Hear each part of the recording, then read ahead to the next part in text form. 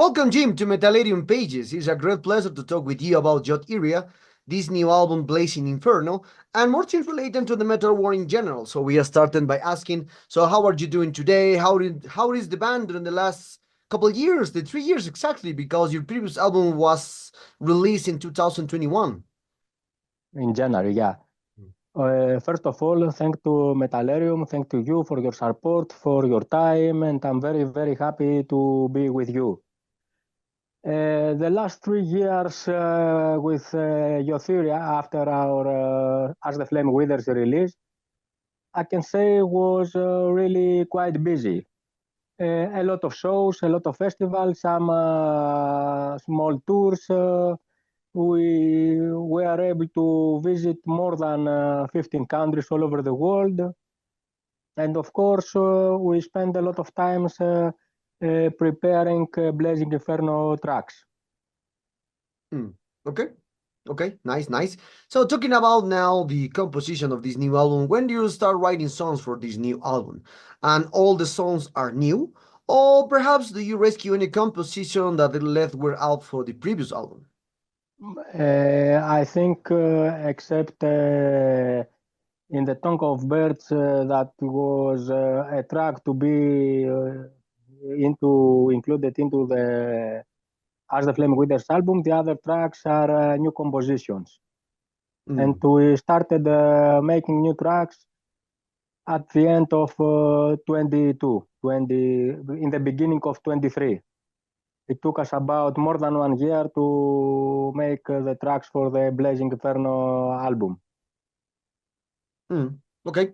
All the detail that is in your first album as the Flame Withers, I remember that album came in 2021 and received a great reviews. Even the physical version for Pagan Records sold out in months, in 2 months. 1 month I remember for the vinyl, for the CD. Also, I bought my CD from a different vendor, not from the original Pagan Records.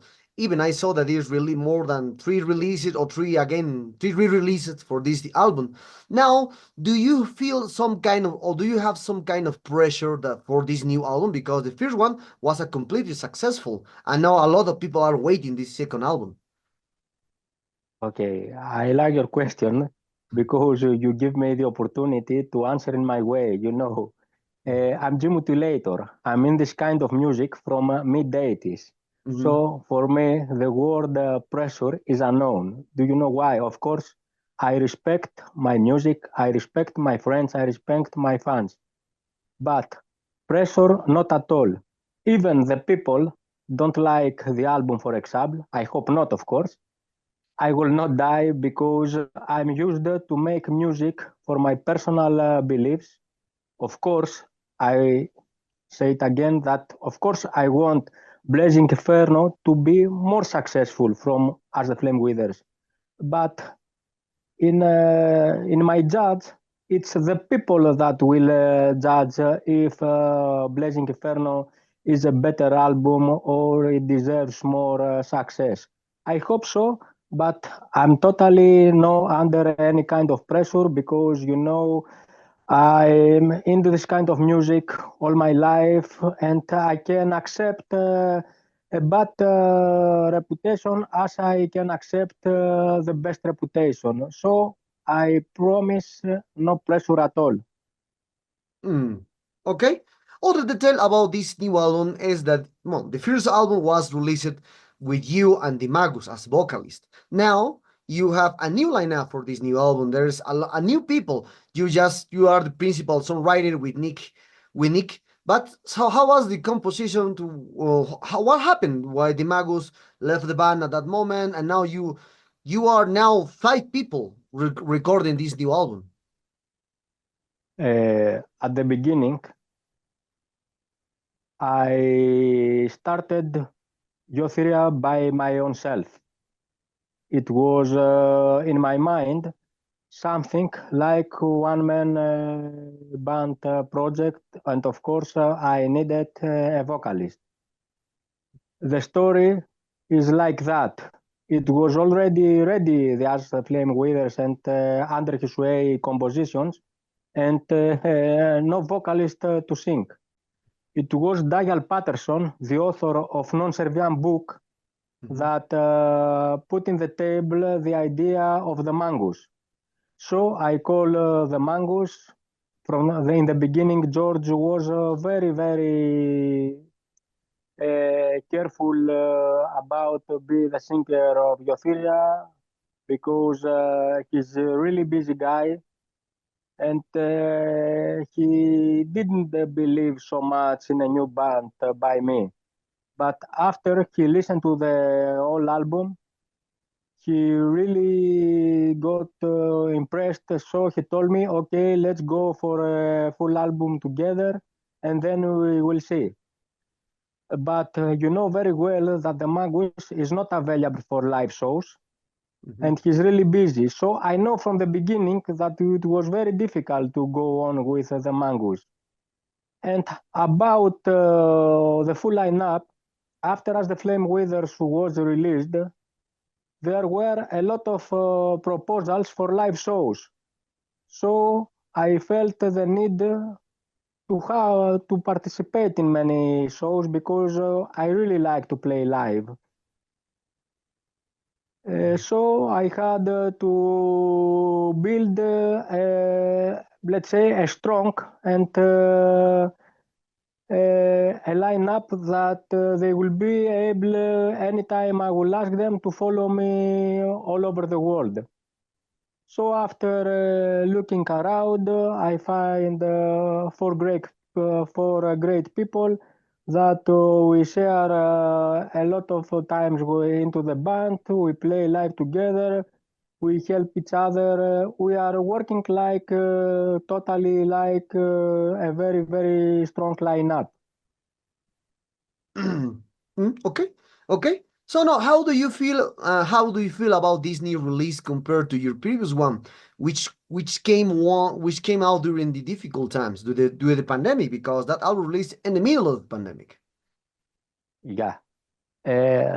Like all the bands, when any band release an album, they try to be better than the previous one.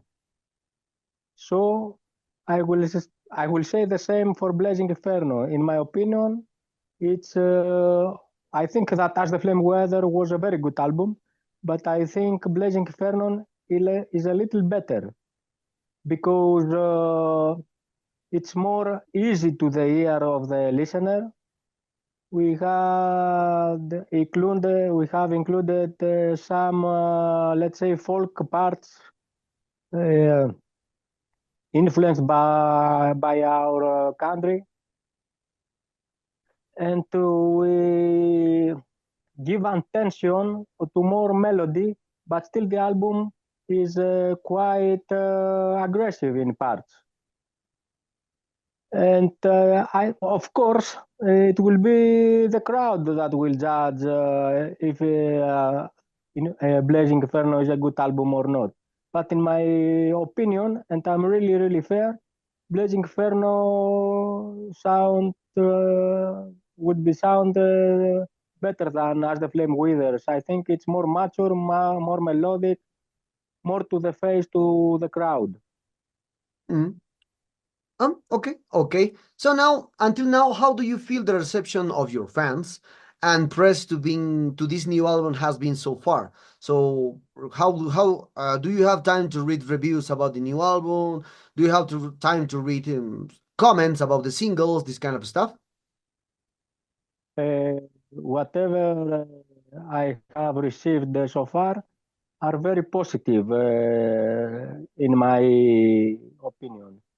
I see, of course, I really care for my fans' opinions, and I really want to talk with my fans because I think Yoth Iria's power and of course, all of this kind of music power are the fans.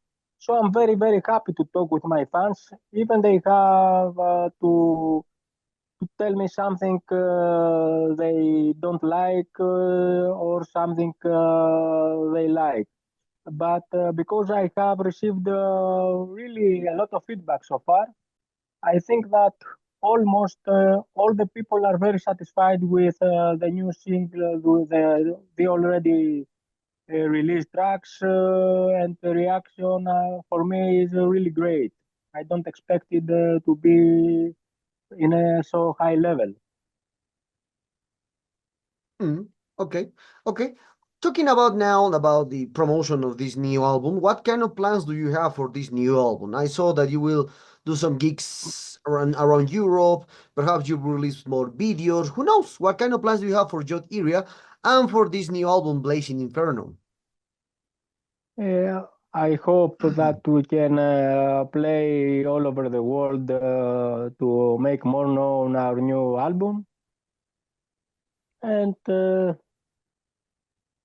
this is our main purpose, to support Blazing Inferno in the maximum way we can. And the better way to do it is playing live all over the world. Hmm. Okay, let's talk about now. Let's talk now about the promotion that you so. Let's talk about one thing that you mentioned in a previous interview that we have here. We're having another in another meeting. I remember. So at that time when you create Yoth Iria, you bring back some songs from the past. So when you released your first album from Yoth Iria, did you feel the same expectation when you released your first album in the 90s? To be honest, not, because I really know that those old legendary days happened once. Mm. And I know from the beginning that Yoth Iria is something very new in a period of time that there are thousands of great bands, thousands of great musicians, but the purpose of Yoth Iria was just to be another part in this machine we call black metal music. Back in 90s, we were very few bands. We started the scene.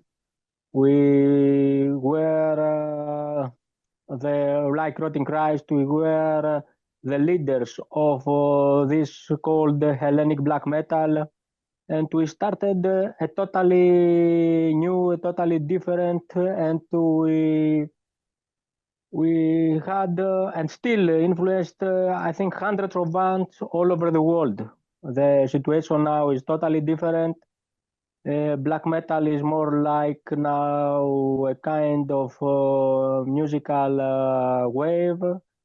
Back in the days, black metal was a totally really heavy way of life, not only music.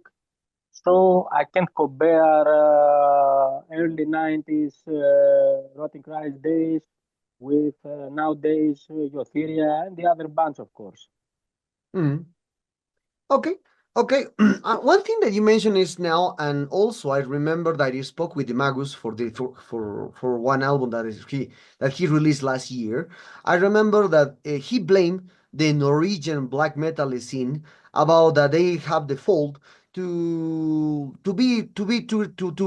see the black metal more mainstream for the deaths, for the burning churches, this kind of stuff. Because usually the black metal, as you said, was more underground, was more people each other scenarios, this kind of stuff.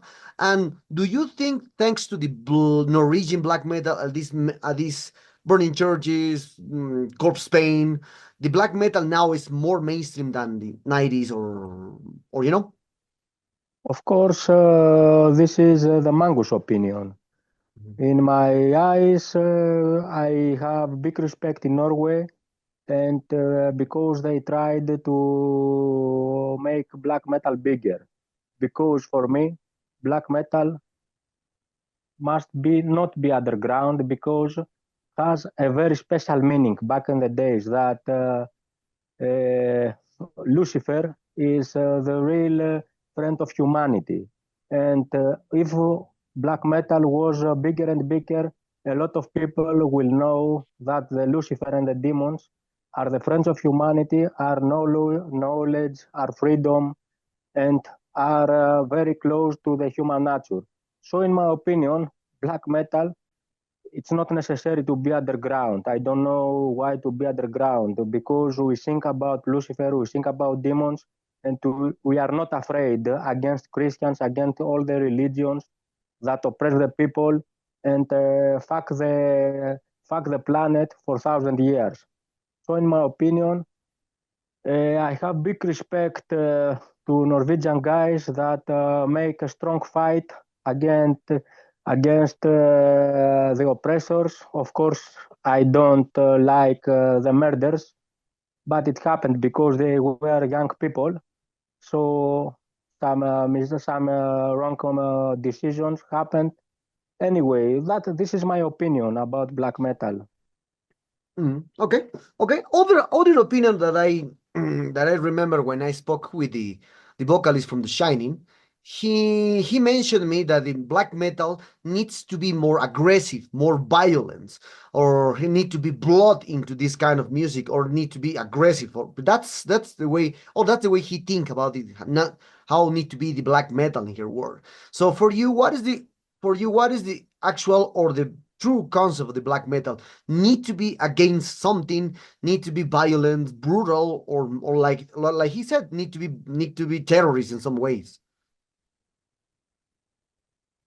I don't care so much about the musical form of black metal. In my opinion, black metal must be demonic and to be very, very close to the demonic side of the universe. I play black metal to think about the demons, about Lucifer, and this is my opinion. Of course, musically, Shining can have his own opinion and play whatever he likes. I don't care so much. This is kind of test. If for some people black metal is just music, it's okay. But for me, black metal is something more than music. Hmm. Okay, and what's your For opinion about this? example, Mhm. look King, Proceed. look King Diamond. I think his music is near to heavy to traditional heavy metal, but in my opinion, King Diamond is more black metal than many bands. Okay.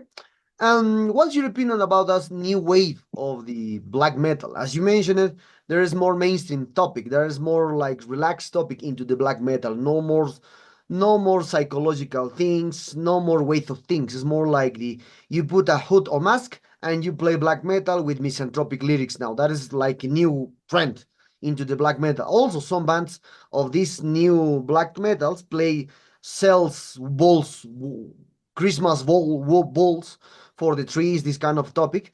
So, what is your opinion about now this new concept of the black metal with hood, max, and more selling than the initial topic of the black metal? I will just again express my own opinion. Everyone is free to do whatever he likes. In my opinion, I'm not the one to wear any kind of mask because for me, black metal, it's to be like I talk now with you. It's now I want to be me that I will communicate with the people. But I told you I'm not here to judge nobody. Okay, I do what I like, so they do the same what I like. So maybe it's maybe some. I think that nowadays black metal went more to theatrical because I noticed that there are a lot of people that they don't believe, let's say, in Satan, in devil, in Lucifer, and the demons, but they think about demons. Okay, for me, it depends. You can you have to do whatever you like. I'm not here to judge nobody. Okay. Mm. I just follow my own beliefs, and for me, it's clear. I'm here. I'm Jim Mutilator with my face. I like here. I'm here. I will go to the stage to play, and I communicate with the people. With the people like you see me now. Hmm. Okay. Okay. Oh, a detail. A detail that always talk about among friends is that when you are young, you have a little more freedom on opinions. You say one thing and the people understand because you are young, or perhaps some people get mad for this kind of topics. I don't know. There's a lot happens. So, but when we are more than over 40 years old, we have the concept of being more modest or more behind the topics or the mainstream topics. So what do you think always need to happen when this kind of stuff happen? I said, I mean, so when you are younger, you have more freedom to speak. But when you are older, you are more, yeah, you are more modest to speak. You are respect a lot of things. You are not think like you are young. Of course, it's very important to have respect about other opinions, of course. Okay. Even I disagree with your opinion, I have to respect it because for me this is freedom. Of course, I'm not a diplomat and I'm not afraid to tell my opinions and my beliefs. You know, I'm 53 and I have a lot of the same beliefs when I was 15. But it's very important to have respect to the other's opinion and everyone to be free to say his beliefs and his opinion freely without fear. Hmm. Okay. Other topic that I commonly see into all interviews for a lot of people that were in the previous era of some scenes. You were on the in the first days of the black metal from Greek. That's all from Greek. So that's completely because you born there. Or you create that scene with a lot of Baratron, Necromintia, with Rotting Christ, etc., etc. For you, more than 30 years passed for the create of your scene your scene was created. So for you, what which bands are for you considered that the big four from the black metal from Greece? The big fours. Rotting Hmm. Christ, Varathron, Necromancia, and I will add Kawir. Kawir. Okay. Okay. Other topic that I saw is that you played in whole your career with two of the greatest bands from Greek, from Baratron and from Rotting Christ. So now, how was your perspective now at that era when you create a sound with them, and now you have a new band with Yoth Iria? Did you feel that you have some mixed compositions? Because that's completely no. You are one of the creators of that style. So perhaps do you think that the black metal or the Hellenic black metal are now in a good moment to evolve in more things?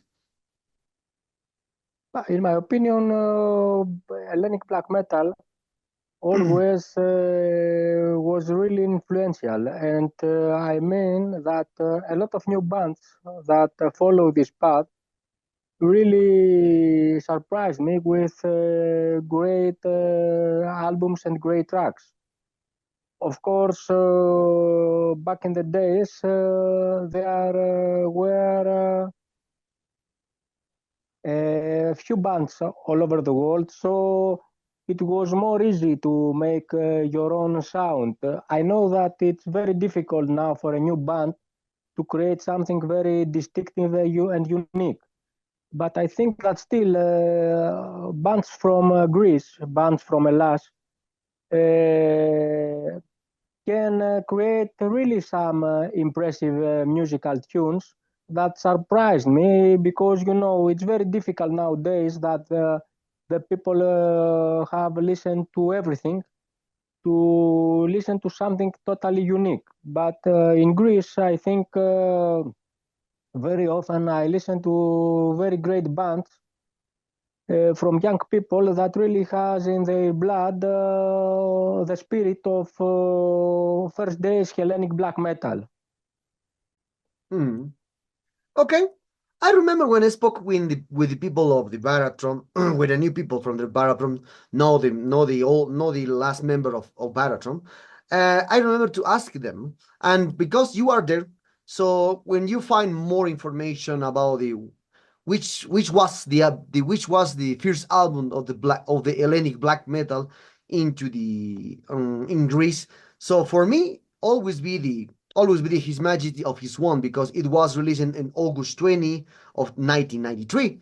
But according a lot of people, they think that the first album it was the mighty contract from Roddy Cross. But if we relate this topic and you play in both albums, so for you, which album was the first one? Because in internet you find that a lot information created by a lot of new people. But when I try to find more information with the book of the right of the Abyss, from the black metal history for black metal, they say that these are like a tumultuous way to see which album was the first album into the black metal scene. You are in the boat. So which album was the first one? Absolutely. And this is totally 100%. It was the mighty contract to be released February 93. There is wrong information in Metal Archives Mm. that put the mighty contract November, around November.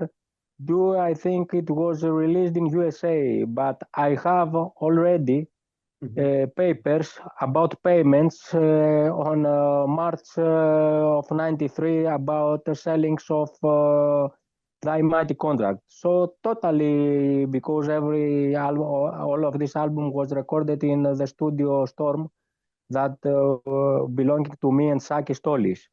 So it's clear that the first album was the mighty contract. Mm. Okay. Okay.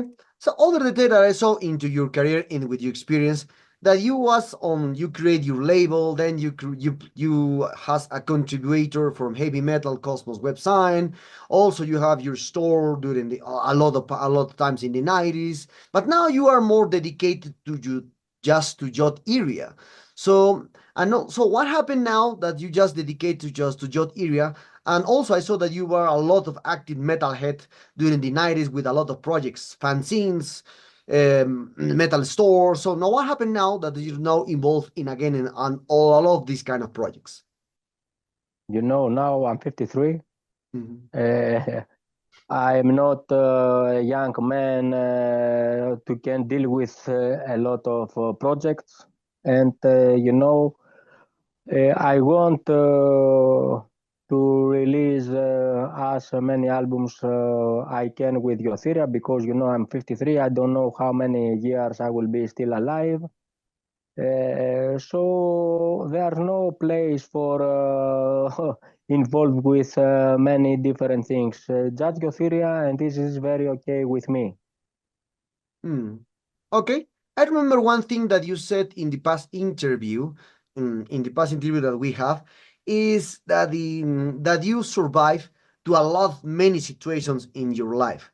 So a lot of death situation, this kind of topics. There is a lot of things because that it was your answer at that moment. So what was what was the most important, or not the most important, what are the best situation with do you deal with the death situation in the past when you are a musician, when this kind of stuff? Because when you said I survived for a lot of things, and you just cared about your healthy and your life and your family life. I think that, okay, it's a really very personal situation, Mhm. and I try to put my life in a more normal path, because from the day I was a young kid, I was really in many chaotic situations,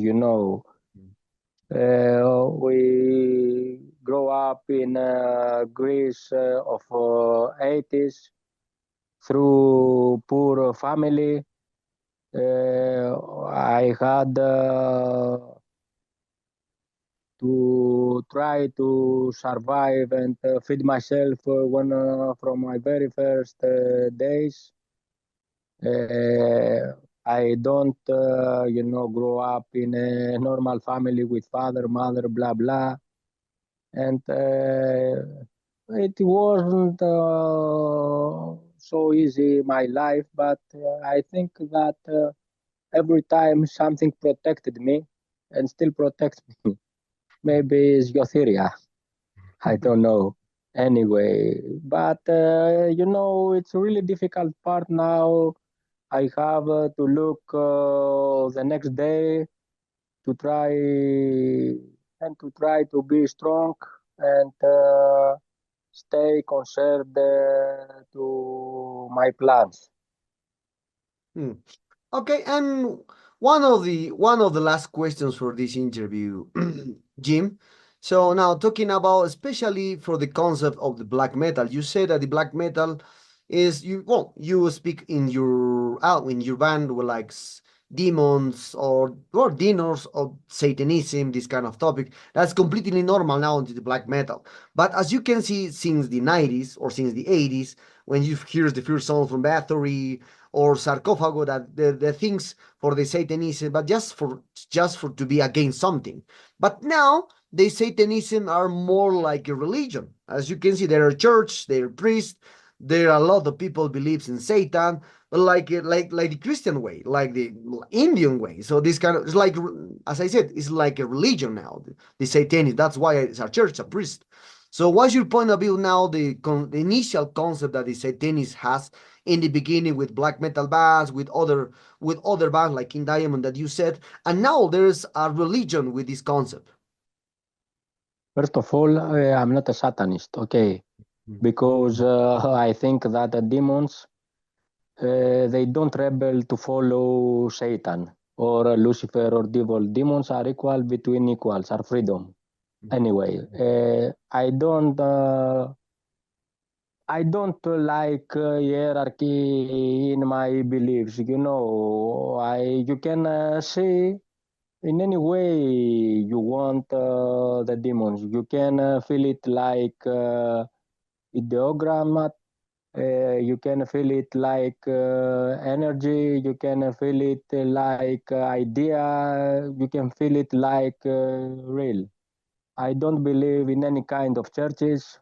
I don't believe. I don't follow no leaders. I feel the demonic energy very close to me, but I have no respect for any kind of church and organized religions. This Hmm. is just my opinion. Hmm. Okay. Well, Jim, we came to the sad moments of this interview. I hope you enjoyed this interval like me. Thank you very much for your time. Your band is a great one. I did my pre-order for the last album, so I hope it arrives soon. So perhaps you want to add something to your Latin American fans and obviously Metallica followers. Thanks to Metaleron follow so much. Thanks to all of you that you will take the time and see the interview. And I really have a big respect and love to all Latin America fans because they have supported me from the first days of Rotting Christ and still continue do this with very big passion with Yoth Iria.